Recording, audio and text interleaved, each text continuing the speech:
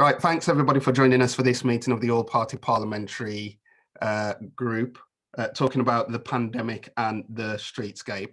So one of the things it was suggested that we do is, because there's been so much change to high streets during the pandemic, and we want to understand what changes are positive, what have been negative, what would we like to retain for the longer term. It was suggested in our last meeting that we do a little bit of a deep dive on the issue of trading outdoors in the public realm and supporting the hospitality sector. So if you cast your minds back, the pandemic required a lot of overnight changes in terms of the way we use our high streets. Town centre users, including pedestrians and businesses, needed to ensure social distancing could be done safely and could be done well in town centres. And it quickly became apparent that because of issues around ventilation, one of the only ways to allow social distancing to happen properly was to allow some of those businesses to actually trade outdoors. In turn, that meant a number of road closures. So there's been a number of impacts from that, some positive, some negative, and a lot of discussion about whether some of these things can be retained in the longer term. Now, it became such a big issue. Channel 4 actually approached ATCM to discuss the matter and to undertake a bit of a survey to see the scale of the changes. So we launched a survey with our members on the 17th of August last year. This was for members across the UK. 68 towns responded, and this is what we got in terms of a response. 50% of those towns confirmed that they had undertaken at least partial road closures. A further 15% had said that they have closed all their roads in the core of their town centre, which is quite significant. And it was only, I think, a very small number that said they hadn't made any changes. Of that, in terms of the sentiment behind some of those changes, it was interesting for us to note that 33% of our members, so a third of those who responded, said the changes had been all positive, all well received, gone down really well with everyone. 12% had said they'd gone down negatively and had been rejected by the general public. But the majority, 55%, had entirely mixed feelings about it, getting both positive and negative feedback. So it shows you that that split between a number of people and some of the challenges that are there. So just to give you, before we kick off with some of our case studies, just to give you some of the specific sentiment in terms of that survey we did, we had comments like this from someone which said, our square was previously used as a pay and display car park, but has now been partially pedestrianised, allowing businesses to take advantage of additional space for seating. The square is now a vibrant place and somewhere people choose to dwell and meet, as it was designed to be. So a really positive perspective on that change, and really an underlying emphasis that this is something we should consider long-term for the benefits of our high streets. But then we also had this loss of on-street disabled bays within the heart of the city centre has caused significant outrage in the local community, although many members of the public have appreciated fewer cars within the city centre.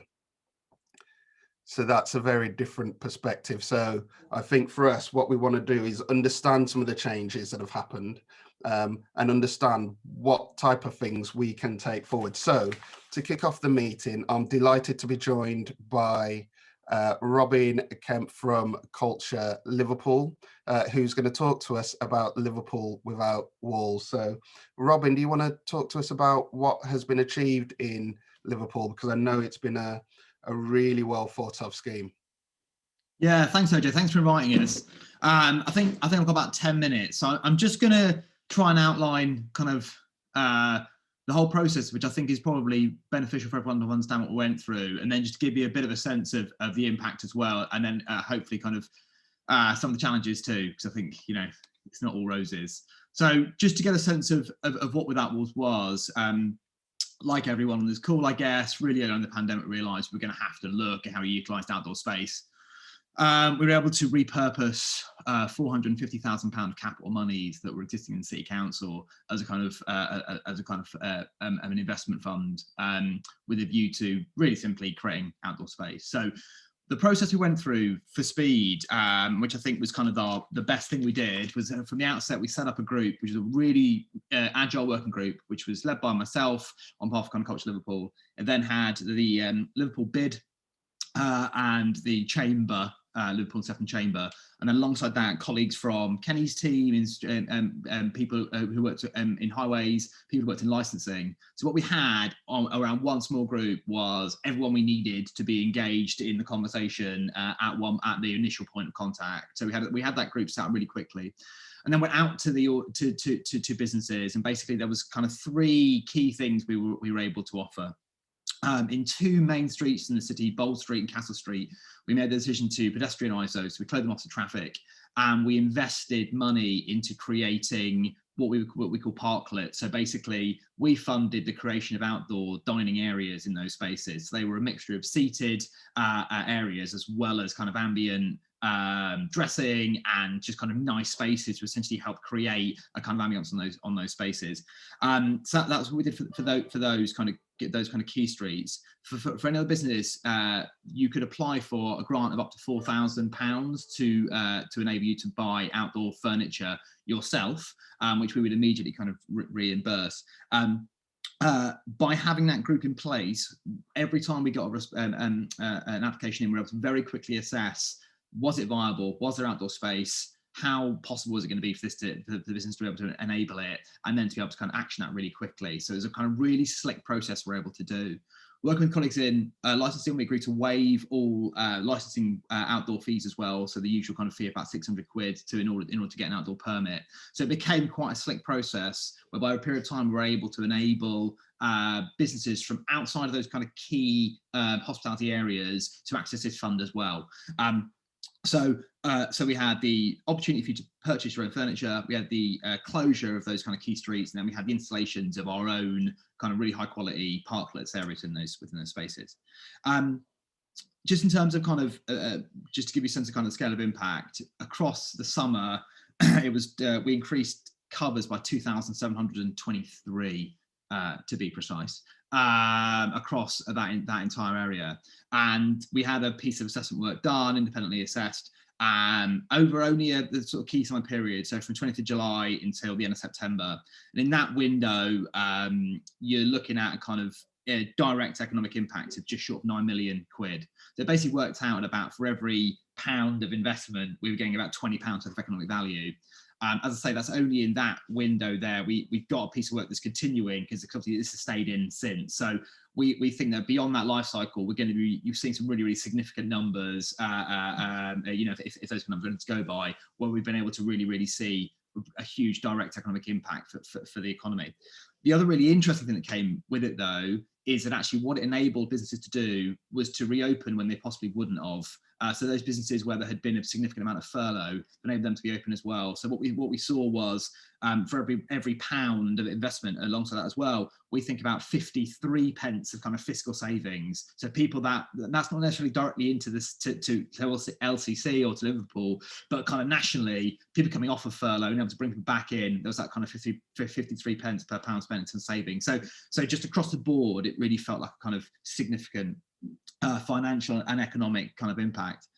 Personally, though, I think the emotional impact of it is what's stronger. So actually, if you look at Bold Street and Castle Street now, those streets will not go back to how they were. You know, we are going to pedestrianise those streets permanently now.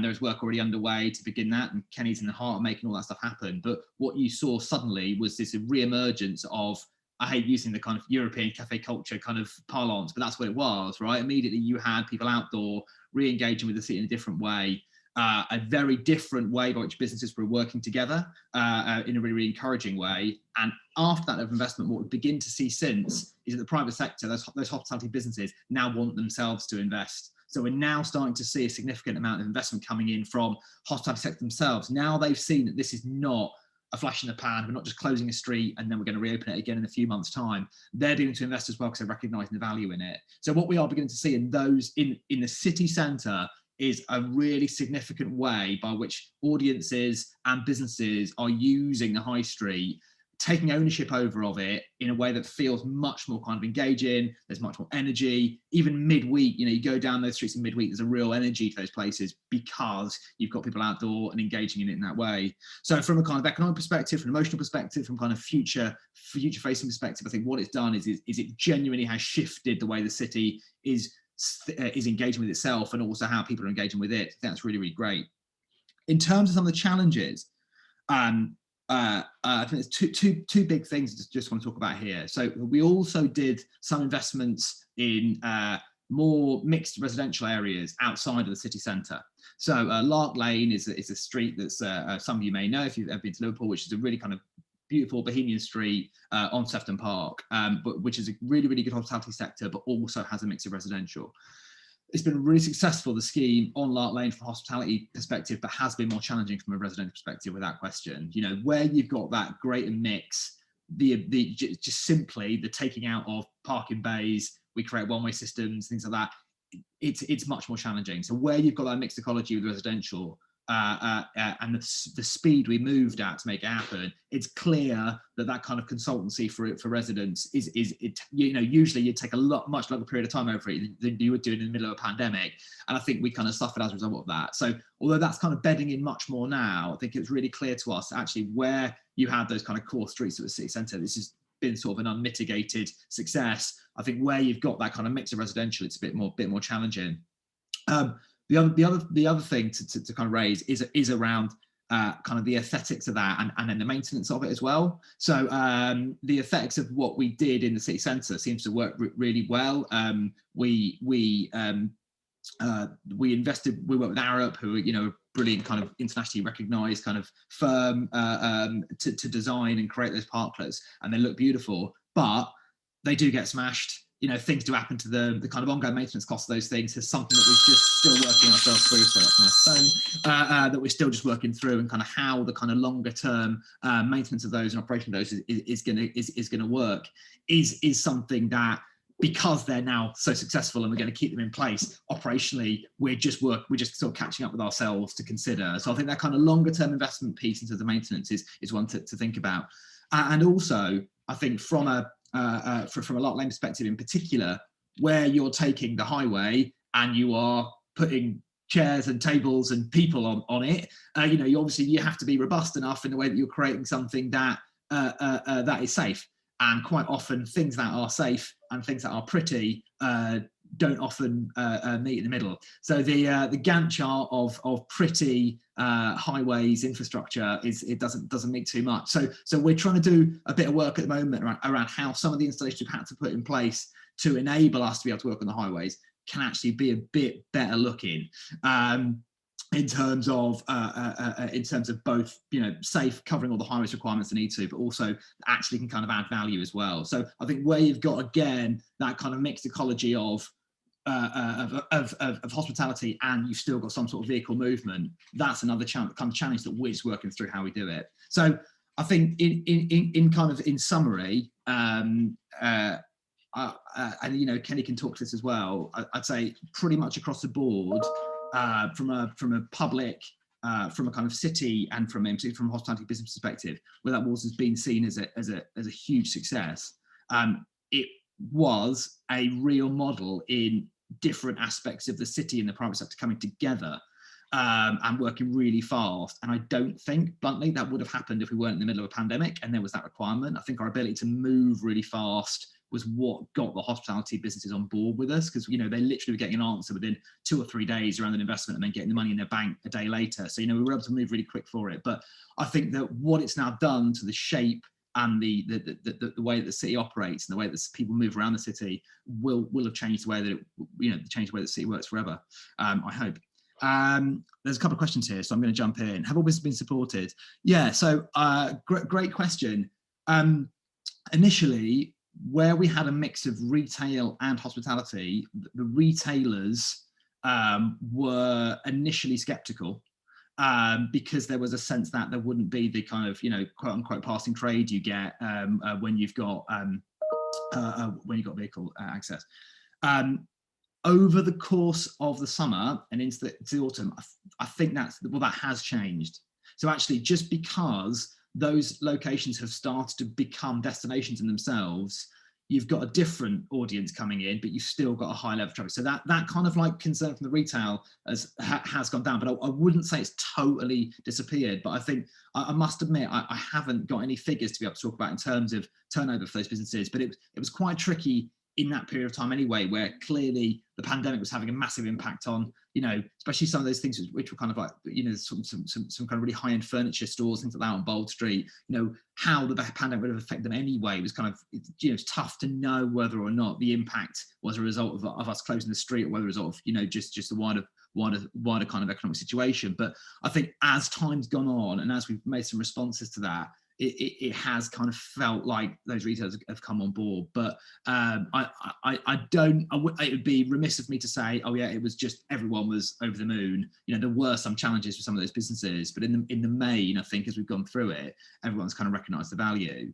In terms of the parklets, we had a mixed use thing. So we did a range of different sizes and scales, and I'm really happy to send around a deck after this with all the images on so we can have a look at it. I mean, basically we had some which were individual business sort of size, which they take up the equivalent of 2 parking bays, and they were used by individual businesses. And then some are bigger, take up the equivalent of 4 parking bays, where we had multiple use. And again, that was a bit of a kind of that took a little bit of a while to bed in, but I think now there's systems and all those things that work really well. Just like when you go often to, you know, Spanish or Italian cities where you have a kind of central square where there's, you know, a few tables that one restaurant runs and a few tables where another runs. That's kind of where we've got to, and the businesses have started to be able to work really, really well together. So it is a mixed use. We've also got a couple of parklets where there are kind of additional areas for pickup because of the increase in at home, and where there's kind of things where you can kind of chain your bike and all that kind of stuff. So we're still flexing and playing with those things.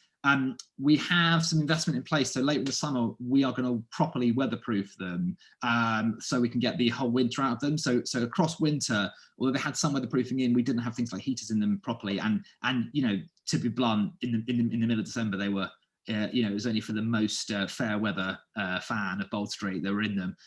We've now done some work on those things, and some additional investment's going to go in late, probably early autumn, so we get a full winter out of them as well, which is going to be good. So it was a kind of mix there. Before you answer any others, Robin, I think we're going to take some more questions at the end. Sorry, it's Stephen Hammond. I apologise for being late. I was chairing a cladding meeting with residents, which inevitably ran on. Thank you for that. You offered to make your deck available. I think that would be really helpful, please, if that's possible. Absolutely. Can we come back to some more questions at the end? And can we just take Roddy Smith, if he's around next, please? Great, thank you very much. Thanks for that, Robin, enlightening. And I wish we had someone with your energy in our city council if you ever want to come north. Central Edinburgh, who I work for, we're the bid in Central Edinburgh. We represent over 600 businesses. For those of you that know our city, that's Princess Street, George Street, Rose Street, so the very heart of the new town in the city. Of those 600 businesses, about 120 are in hospitality. So we are very reliant on our hospitality businesses. Like everywhere during the pandemic, we were hit exceptionally badly. Obviously, there were no office workers. There were no residents coming in, and most importantly, we had none of our 4 million tourists. So as soon as it was feasible to do so, we worked really closely with the council to make sure our hospitality businesses could come out onto the streets. There's obviously no beer gardens in the city centre, so we were limited really to the spaces that we could use.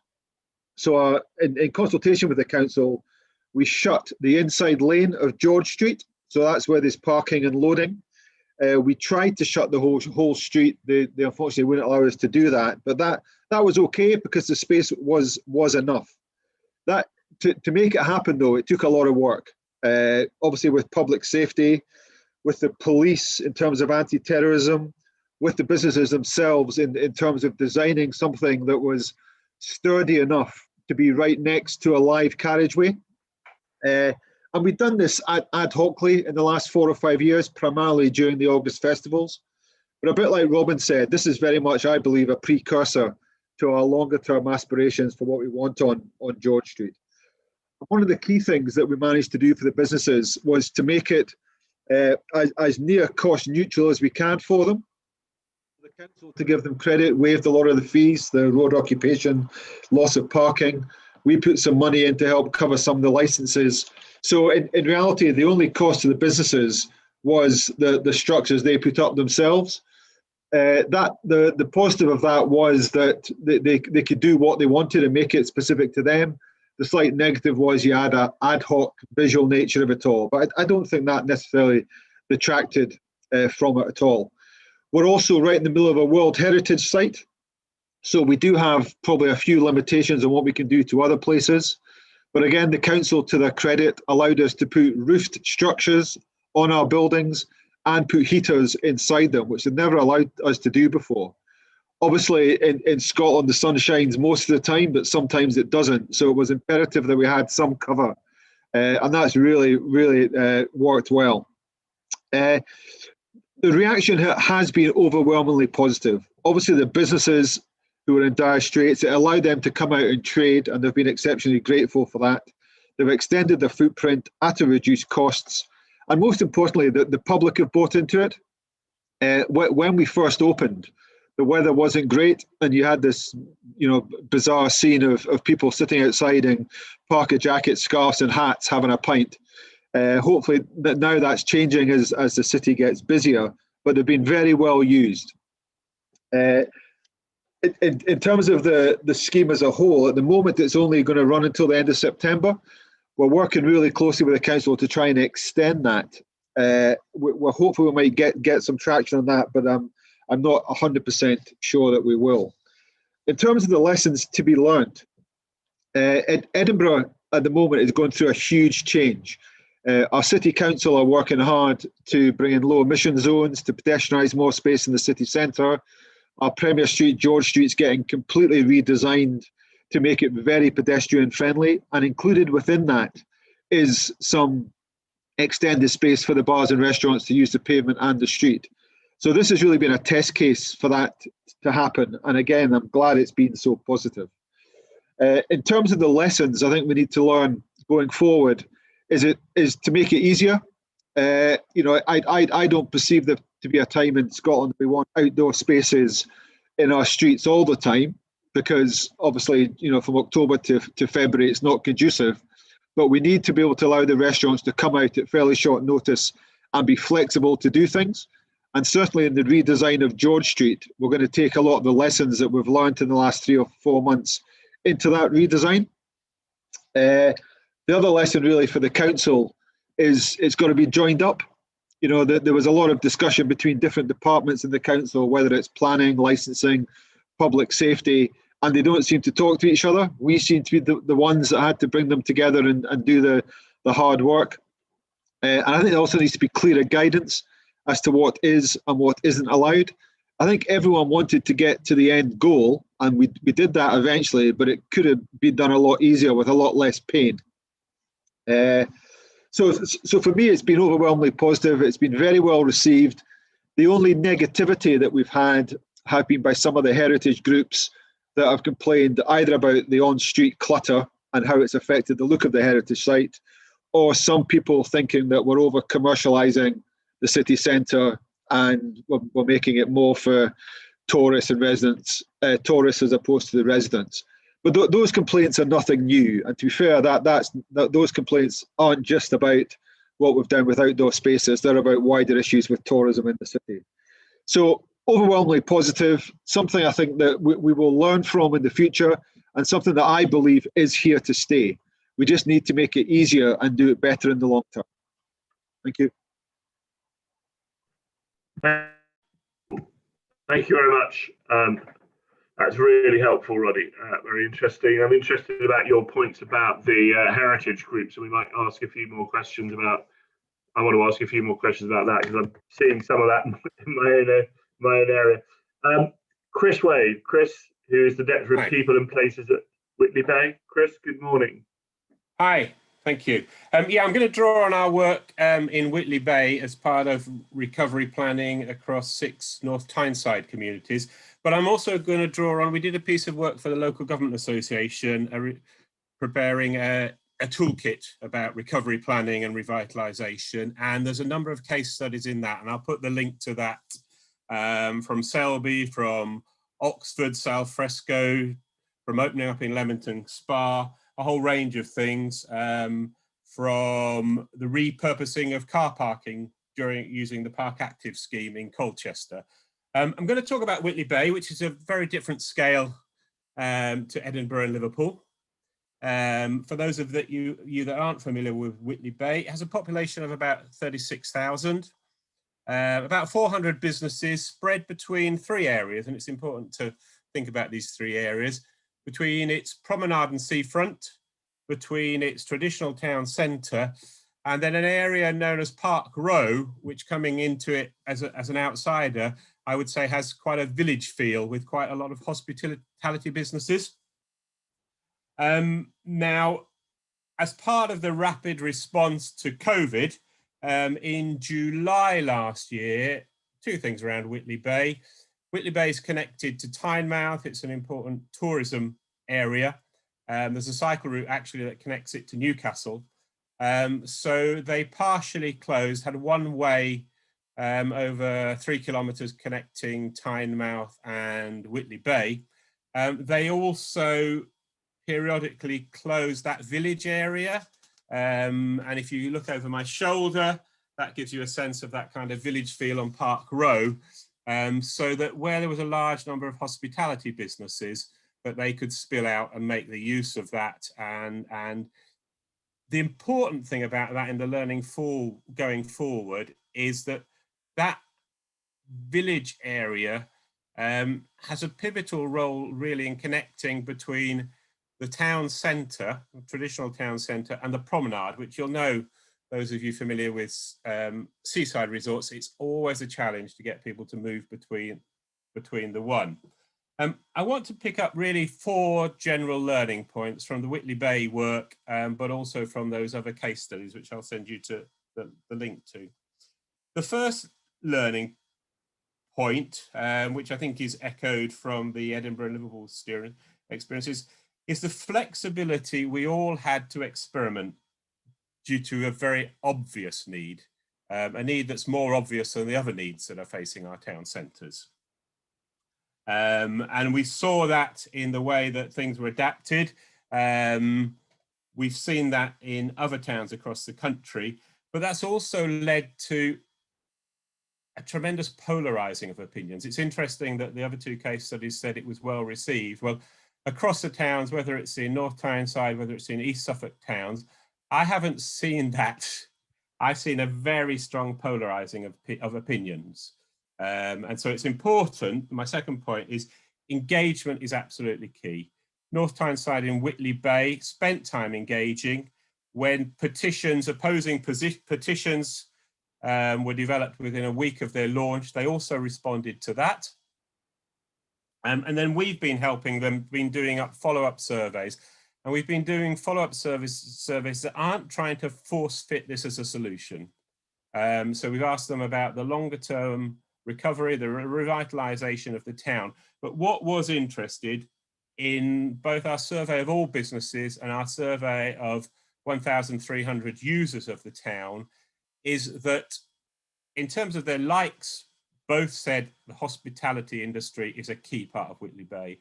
In terms of their dislikes, they both said to different extents that traffic and parking are the negatives. So we've got something there in terms of just objectively came out that we've got an opportunity to link those 2 issues.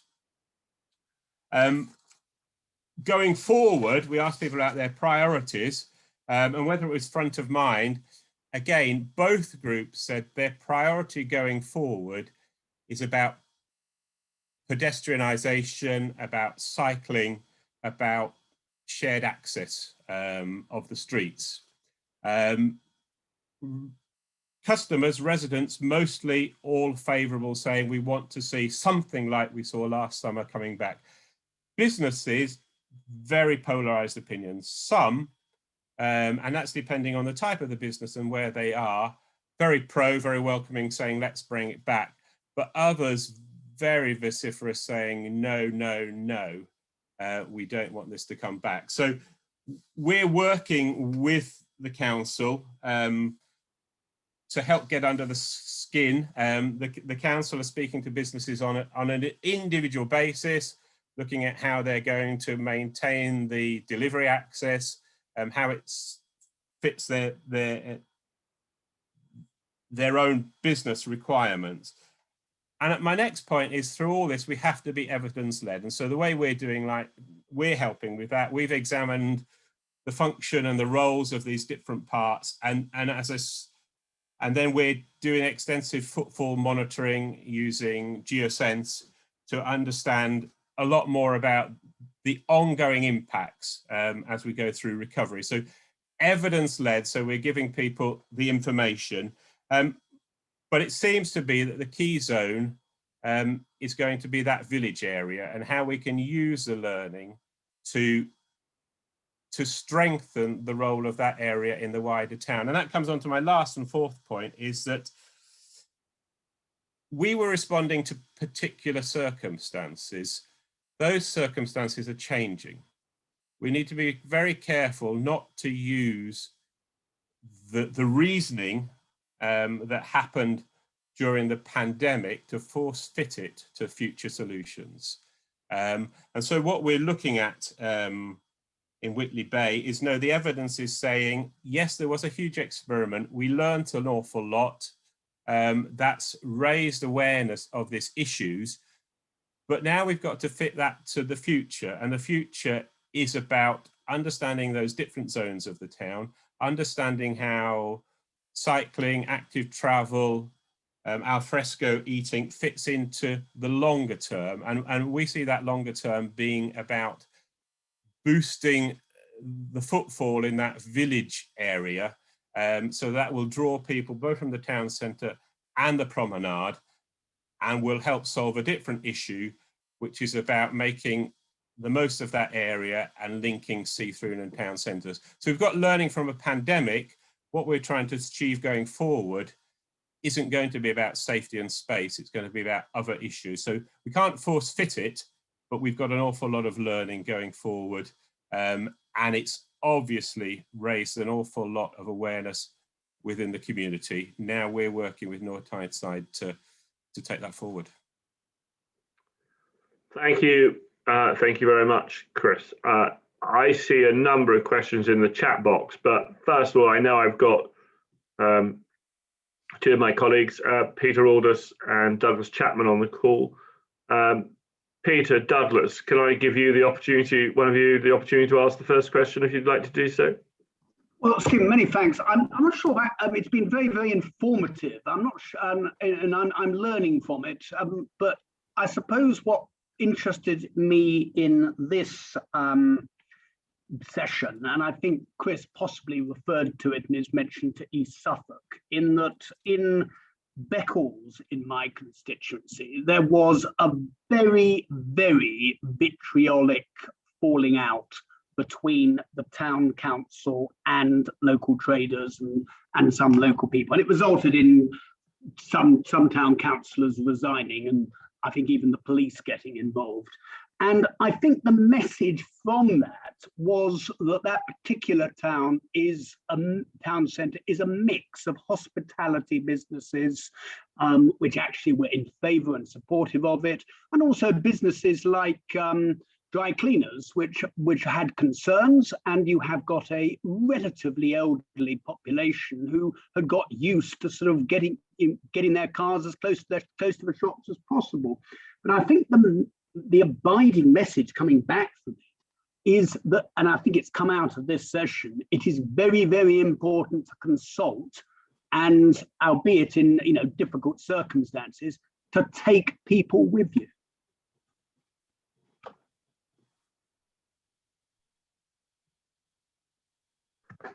Thank you. As you know, Peter, these the consultation and taking people with you is key, because I think that's inevitably going to gain a greater success of the scheme, or the success by example. Certainly, I think that's been true in a number of other areas. Thank you for that. I see that Douglas says that he's on a train, and therefore he's he's listening rather than talking today, so that's fine. Thank you. I want to pick up a couple of questions in the chat box, which I think Robin was going to jump in and take, so we'll take them now. Ian Ferguson and Joe Morrison. Ian, do you want to start first and ask your question, and then if any of our panelists, Robin, Roddy, or Chris want to pick it up, then please do, or but all of you answer. So, yeah, thank you. Question. Thank you, Stephen. Yeah, just wondered across all three areas whether there had been any challenges from disabled groups about the potentially loss of disabled parking, and whether there'd been any provision made for easing access for disabled people to those pedestrianised areas. Certainly, in our project, where we used a disabled bay, we had to create a new one within 20 or 30 metres. So we weren't allowed to lose disabled bays at all. We also we had to make sure that the pavement surrounding the areas was clear of debris and was wheelchair user friendly. So they were decisions put on us by the council, which were obviously fair and reasonable. Yeah, exactly the same in Liverpool. So we have a councillor called Pam Thomas, who's the sort of head of she's head of the Inclusive and Accessible City. So Pam worked with us, and exactly the same as Roddy said, where we had taken out bays, we replaced them nearby, and then we enabled, and there was additional ramps put in, and there was other accessibility put in. What I would say is we didn't get it right first time, especially not on Bold Street. So that was a process we went through, and now it's in a really good place. But it's I think everything was initially done absolutely by the book, but like quite often happens when you then get on the ground with it, it just didn't quite operate as planned. So again, in terms of that iterative process, and I think because we're able to be quite responsive quite quickly, we were able to kind of support in making those changes. But it was probably the most sort of significant retrofit work we had to do was around disability access. Even though our initial planning had kind of had passed all the regulations and everything for it to be like that, it did need additional work.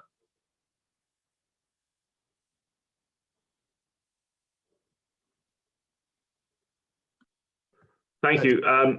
Stephen, am I able to jump in on this point as well? Because I think I've got some additional information on this one. You certainly are.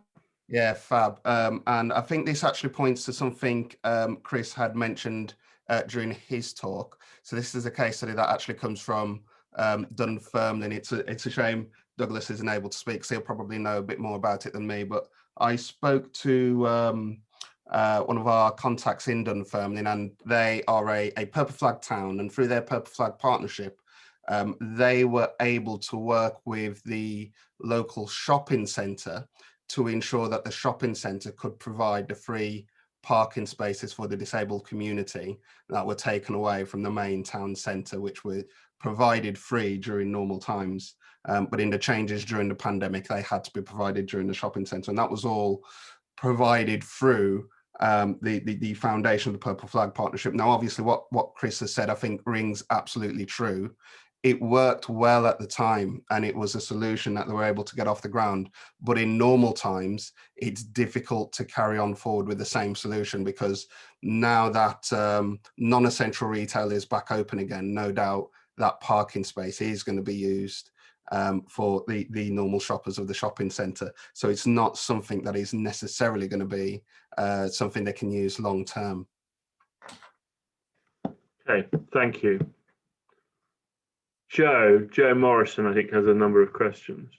Well, I won't be greedy. I'll ask one,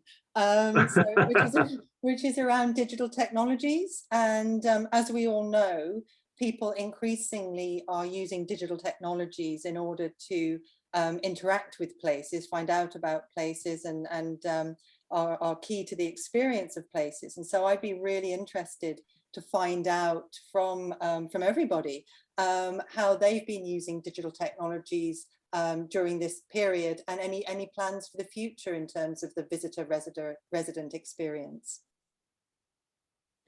If I just come in. Just to say, I work in Whitley Bay. We were incredibly fortuitous in that there was linked to the Chamber of Commerce a social media campaign called Our Whitley Bay, where a lady running it voluntarily, incredibly effective in always giving a positive message and shutting down bickering. And that was important for as a vehicle for engagement, but it's also very important in communicating positive messages about these changes in people, keeping people informed. So yes, absolutely agree. It's a key part of the messaging. Yeah, I think there's a couple of things I'd say, Joe. So in terms of comms and how we use digital platforms to do that, it's absolutely integral. So I think the story that we tell, and again, it's an iterative story. So our story started as being a safety message. You know, it was a safety message, and it was a lot of people fronting that up from a public health perspective. That's over time, you know, evolved into much more of a kind of hospitality experiential message as we've kind of gone on. So I think, you know, our ability to use social platforms to do that, absolutely. In terms of digital technologies, though, more specifically, alongside what we did with hospitality, we also ran a Without Walls program, which was all about the cultural sector. So we support the cultural sector in coming up with content and ideas that they can activate within those spaces that we closed. So actually what we begin to create is that experience where you couldn't go for a theatre, you couldn't go for pre-theatre and then go out for, you know, and go in to see something. We were beginning to bring theatre music into the street. So our ability to kind of program cultural content alongside what we'd done outdoor really began to kind of raise the kind of experience. And within that, we've trialed 2 or 3 digital content ideas. So one of them being a trail, which was kind of an activated trail that people could go through, and the other being a kind of more gamified thing. So basically, which would allow people to explore different bits of the city using QR codes to access kind of unique content, music, stories. And what it began to do was, again, reimagine that kind of experience. So what we found quite quickly through conversations with the audience was that, you know, it's actually quite rare you just come in to Liverpool just for a meal and then go home again. You come in to do something: cinema, theatre, a gallery, have a meal.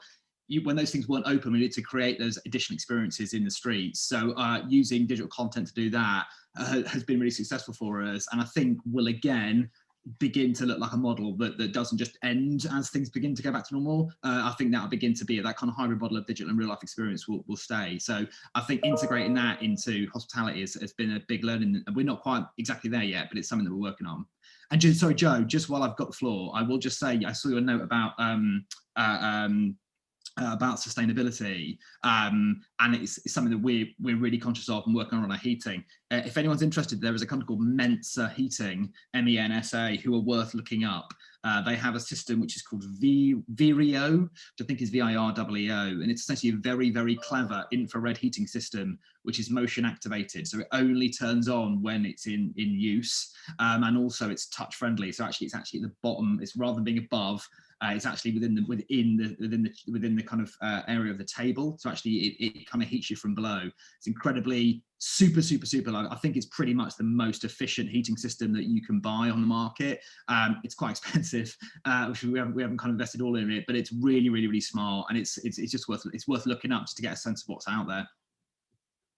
Thank you, Robin, because I was going to actually ask that point for Joe. I think that's really important. The only thing about that system I would say is that if you're sitting underneath it, you have to keep touching it every 5 minutes. Otherwise, you don't get any heating. But it's that's a small price to pay.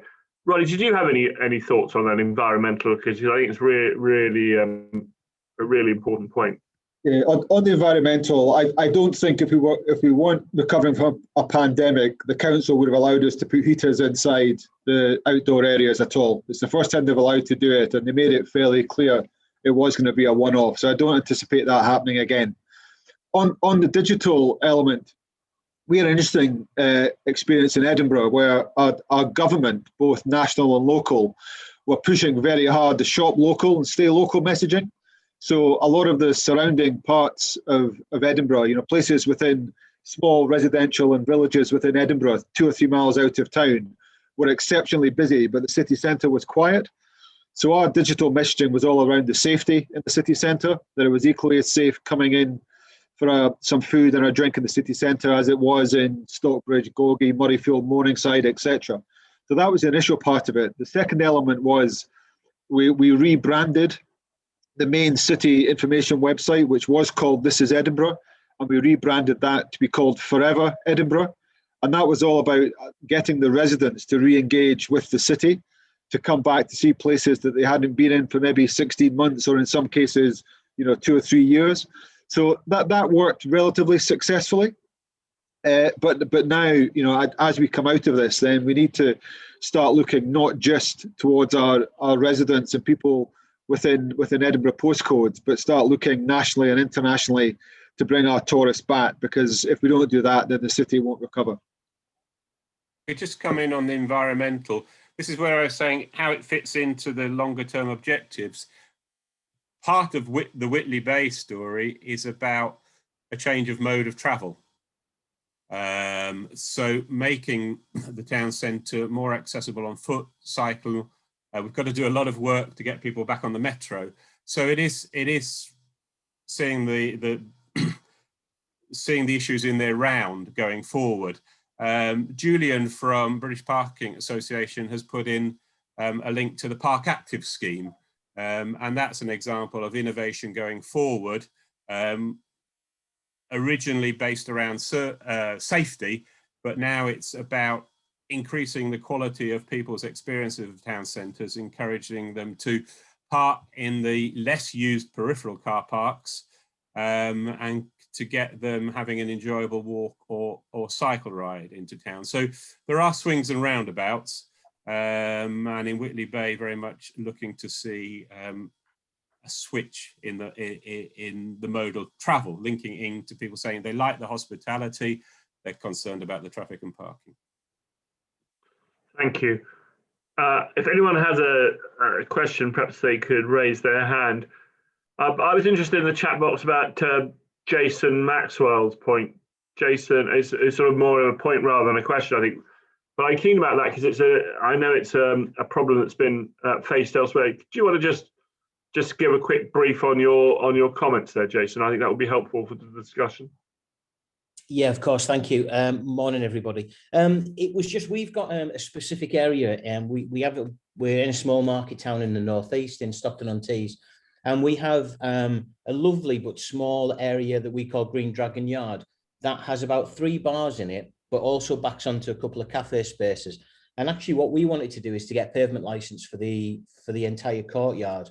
But we just weren't allowed. The police and licensing wanted tiny, small individual areas that if there were issues and people were drunk, they wouldn't know. If it was just one open space that everybody could use, they wouldn't know who to blame, who's licensed to go after, if that's the right term, if there were issues. So it was just to wonder whether, for example, in Liverpool, whether they had those same issues for multi-business space, really. Thank you. I've certainly heard similar issues. Robin. Yeah, so it's a slight. Well, yeah. So from a policing perspective, we have a really supportive local police force. So in terms of from a policing aspect, it actually wasn't really a problem, to be honest. I think, we were open, we had a lot of conversations, and it was okay. From a liability perspective, it was slightly different. So the way that we ended up doing it was that those outdoor parklets, so obviously all the individual businesses, obviously it fell under their 115 and their own liability and their own PLI, and we were only able to issue financial support to businesses that had enough PLI and everything you'd expect. In terms of those shared ones, what we ended up doing was the bid ended up taking it under their 115 and their PLI, and then there were separate agreements between the individual businesses and the bid. So what it actually allowed us to do was, rather than get into a situation whereby there was a kind of like he said, she said, there was an agreement in place around operation. It was ultimate responsibility of the bid, and yet they then had those kind of sub agreements with the individuals about how they'd operate. And at the minute, touch wood, we haven't had any issues in that regard. So everything's been pretty well monitored and managed. And like I say, from a kind of policing perspective, it's been okay. So I think just because we were able to get ahead of it in terms of offering up that liability, it seems to be okay. But I appreciate if that wasn't in place, that could have been a challenge, and it did. That was probably one of the trickiest things we had to get through, was just getting those liabilities and those sub agreements in place, so everyone felt comfortable that whether it be damage to the physical infrastructure, to individuals, to the highway, to pedestrians, whatever it was covered. So it did take a little while to get it in place, but we sort of found a way through. Thank you.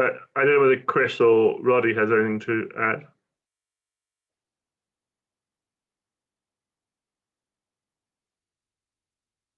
We'll take silence as no. Are there any other questions people would like to ask? Or any clue? Yes, Simon. Thank you. Sorry, yeah, I can get off mute. Yeah, apologies. Just to sort of pick up on the last point, really, if I may, Chair. Just that I run the business improvement districts in Camden Town and Euston, amongst other things, and we've had there's a constant problem with licensed premises thinking that if they report something that's just beyond their demise, that they will somehow get some black mark somewhere, that the police will judge them harshly, that if they do enough of these, there'll be some sort of license review.